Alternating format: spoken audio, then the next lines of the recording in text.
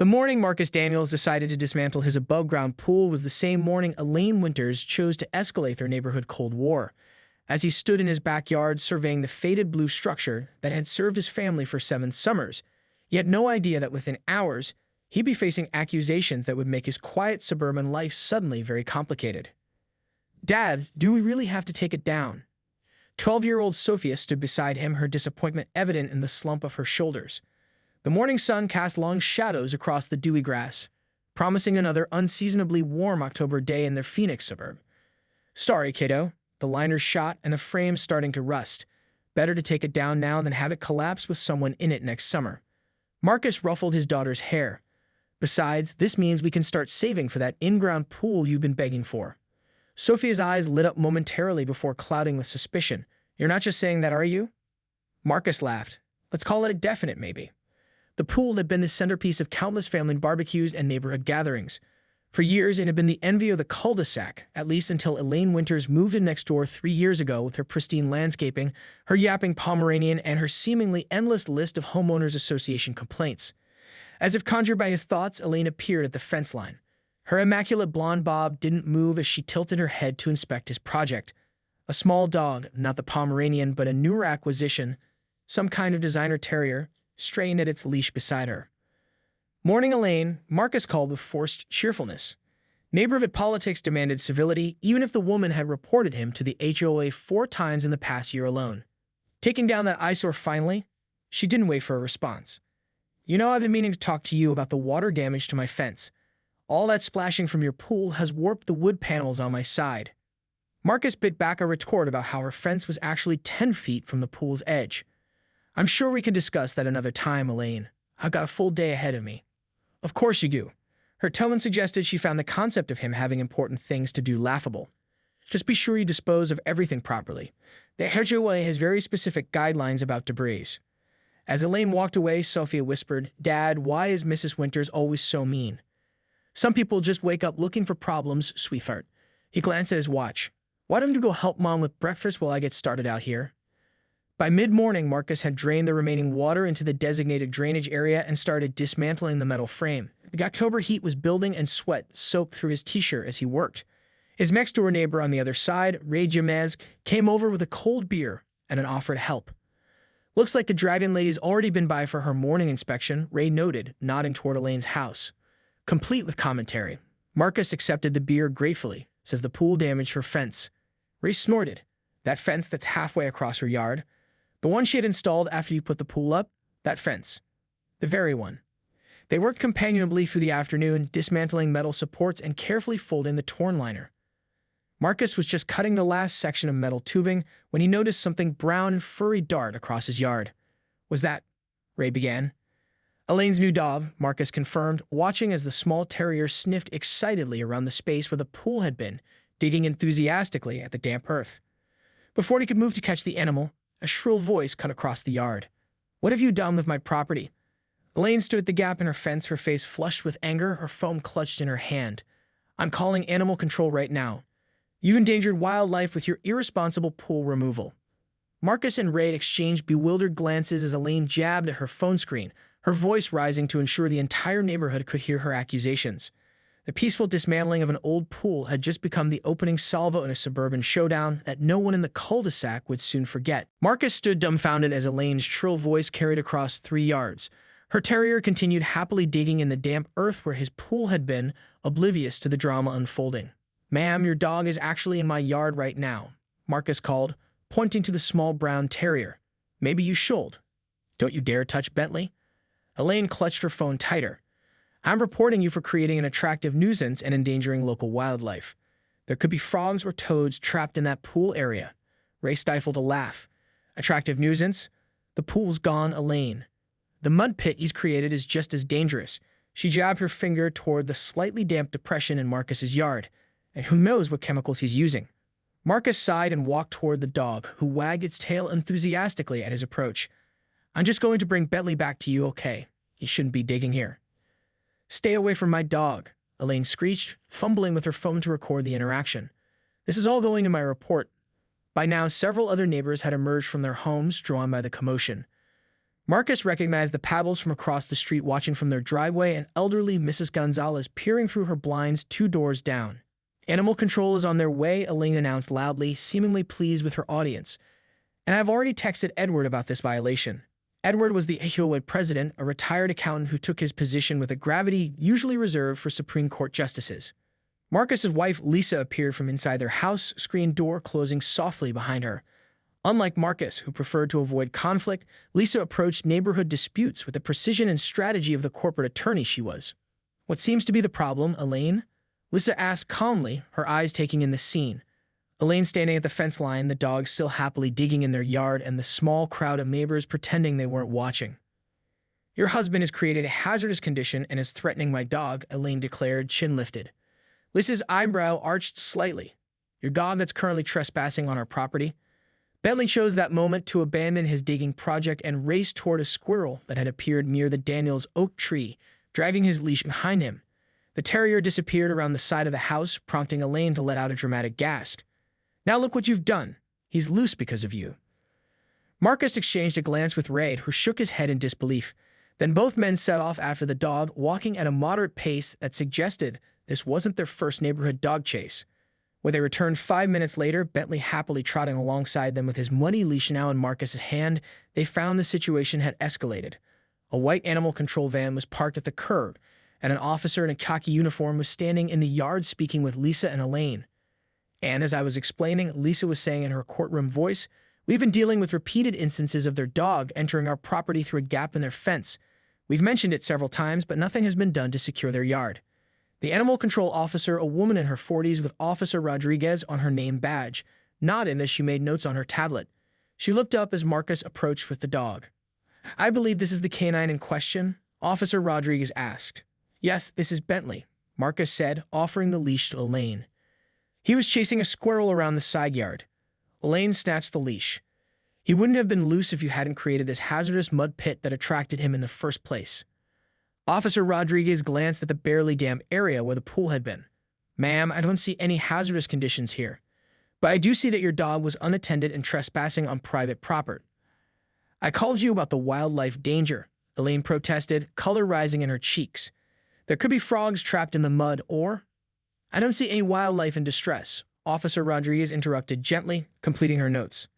However, I do need to address the fact that your dog was unsupervised off your property. Phoenix Municipal Code requires all dogs to be leashed and under control when not in a secured area. The gathering neighbors had grown to include the Johnson family, whose teenage son was not so subtly recording the interaction on his phone. Marcus recognized the gleam in the kid's eyes. This would be on the neighborhood's social media within minutes. This is ridiculous, Elaine sputtered. I'm the one who called you. Officer Rodriguez maintained her professional demeanor. Yes, ma'am, and I've responded to assess the situation. I'll need to see your dog's license and vaccination records. Sunday morning brought an uneasy quiet to the cul-de-sac.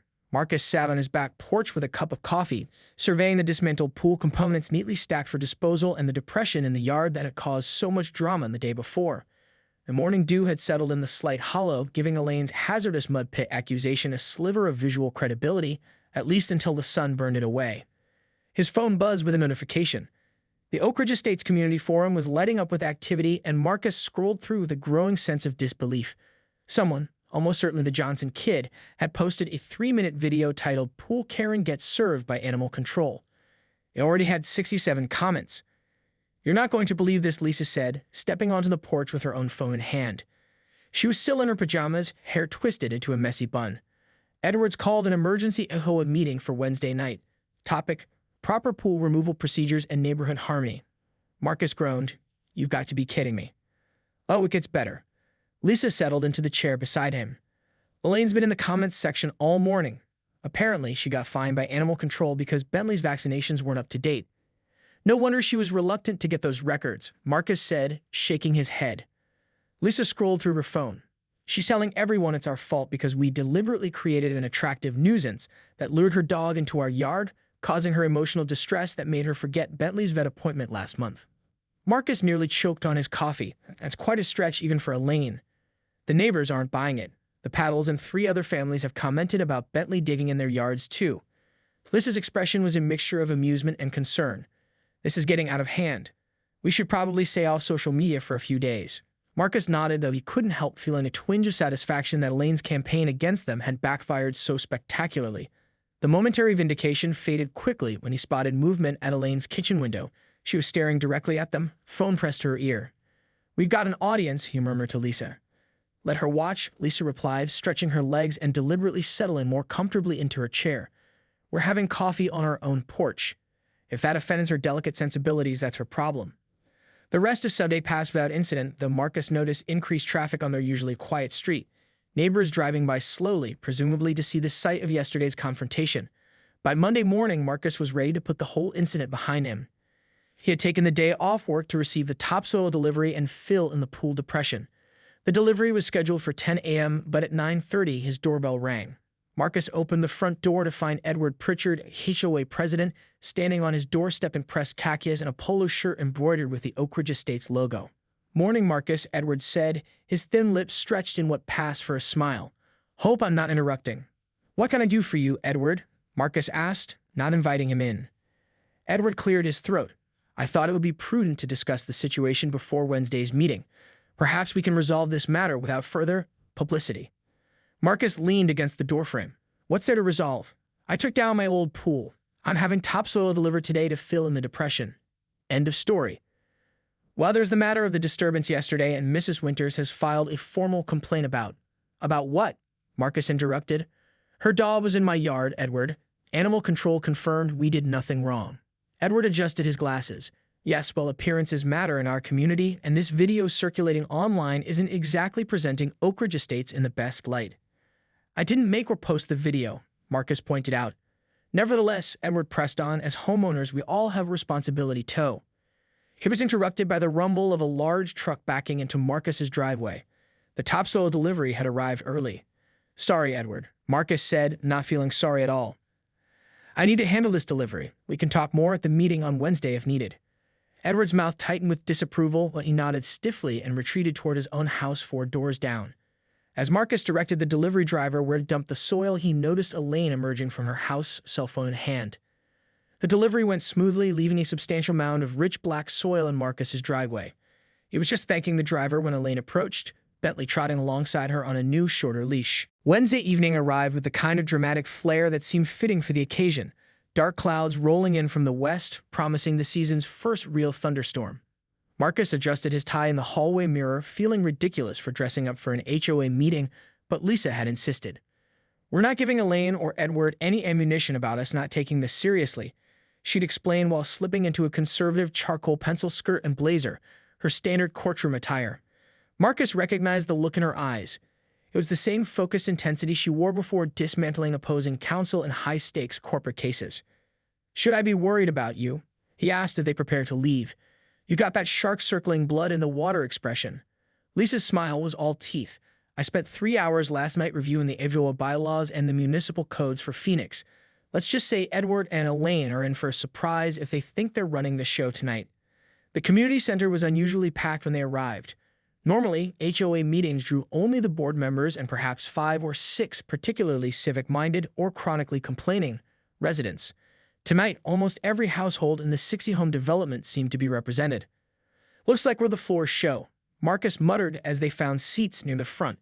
Ray and his wife Maria waved from across the aisle, giving encouraging thumbs-up signals. Edward called the meeting to order precisely at 7:00 p.m., his gavel striking the table with unnecessary force.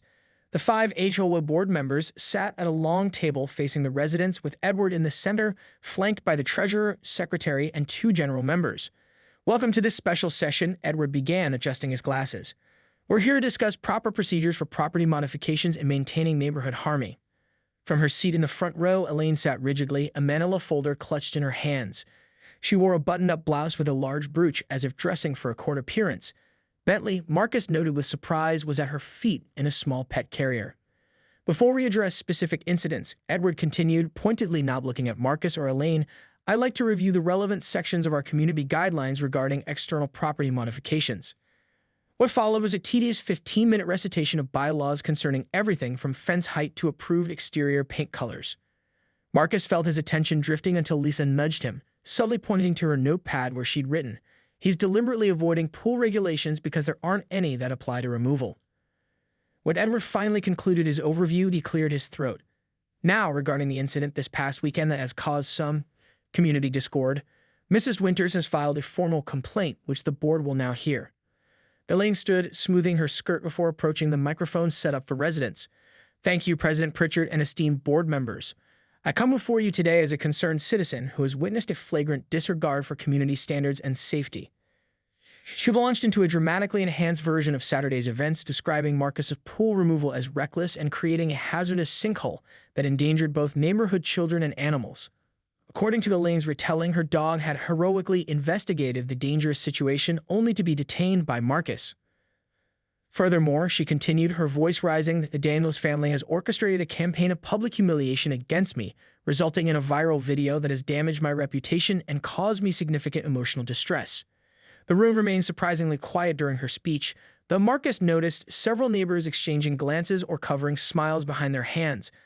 When Elaine finally sat down, Edward thanked her and then with obvious reluctance called on Marcus and Lisa to respond. Lisa stood, leaving her notes on her chair, and walked confidently to the microphone. Thank you for the opportunity to address these allegations. Rather than offer a counter-narrative, 2 weeks after the HOA shutdown, an uneasy peace had settled over Oak Ridge Estates. The former pool site in Marcus's backyard was now a level patch of fresh grass sprouting from the topsoil. The fence between his property and Elaine's had been repaired at her expense after Ray provided dated photos proving her sprinkler system was the culprit and Bentley hadn't been spotted roaming free since the meeting.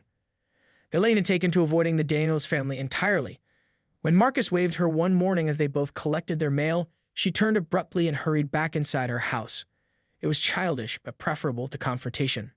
I still think she's plotting something, Lisa said one Saturday morning as they enjoyed breakfast on their back patio. It's too quiet. Maybe she's finally learned her lesson, Marcus suggested, though he didn't believe it either.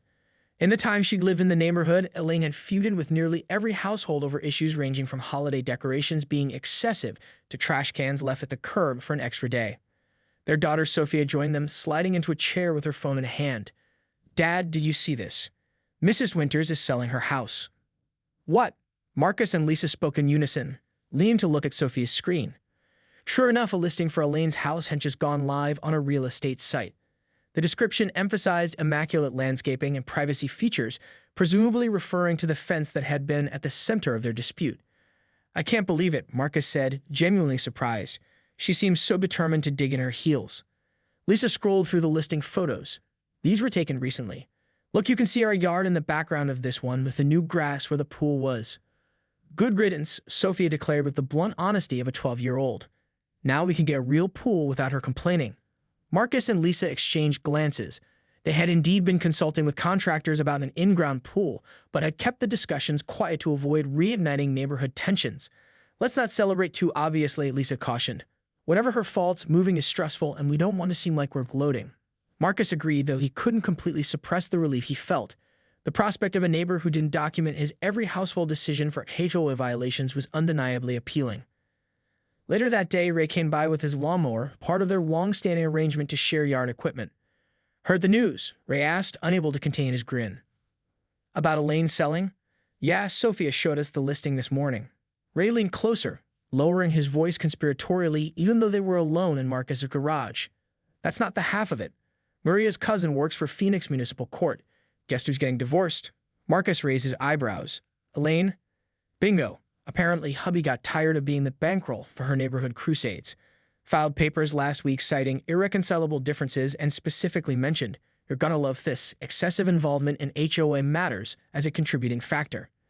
You're kidding. Marcus felt a twinge of sympathy despite himself. As much as Elaine had made his life difficult, divorce was rough for anyone. Straight from the courthouse. And there's more. Word is Edward's stepping down as HOA president at the end of the month. Seems his wife gave him an ultimatum after he spent 16 hours in 1 week on the pool incident instead of attending their anniversary dinner. Marcus winced. Now I feel bad. Don't, Ray said firmly. Edward's been looking for an excuse to resign for a year. Says the job was giving him heartburn. And as for Elaine, some people create their own storms and then get upset when it rains. After Ray left with the lawnmower, Marcus found himself walking to the edge of his property, looking through the fence toward Elaine's precisely maintained backyard. A real estate sign had appeared at the front of her house, confirming what Sophia had discovered online. He was still standing there when Elaine emerged onto her back patio. Bentley at her heels. She froze when she spotted Marcus, her posture immediately stiffening. For a long moment, they simply looked at each other across the barrier that had become both literal and symbolic. To Marcus's surprise, it was Elaine who spoke first. "I suppose you're happy now," she said, her voice lacking its usual sharp edge. Marcus shook his head. "Not about everything I've heard. Moving and other changes can be difficult. If you need any help with packing or anything, Lisa and I would be glad to." "I don't mean your pity," Elaine interrupted, but without her typical venom. She seemed smaller somehow, deflated. "Lawrence always said my attention to detail would be